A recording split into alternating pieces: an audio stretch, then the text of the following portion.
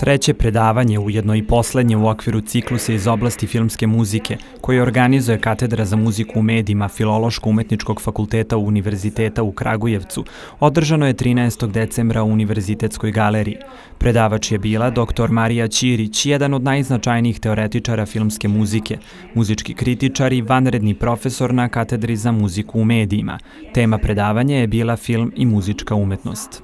Govorila sam o vezi filma i umetničke muzike, u stvari o načinima na koji film participira afirmaciji muzičke umetnosti, takođe i o mestu muzike u sedmoj umetnosti, umetnosti pokretnih slika.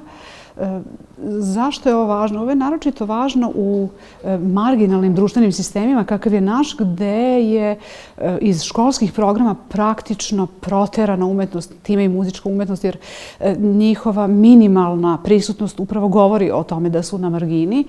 Dakle, ukoliko bismo uputili prosječnog slušaoca u medijske prostore gde figurira umetnička muzika, dakle ovde je to film, mi bismo možda uspeli da vaspitamo novog poklonika umetničke muzike, da privučemo jednu širu publiku i možda čak da podignemo neki opšti kulturalni nivo sredine u kojoj živimo. Marija Ćirić je predavanjem doprinela razumevanju veze između filmske i muzičke umetnosti koje zajedno koračuju još od doba nemog filma.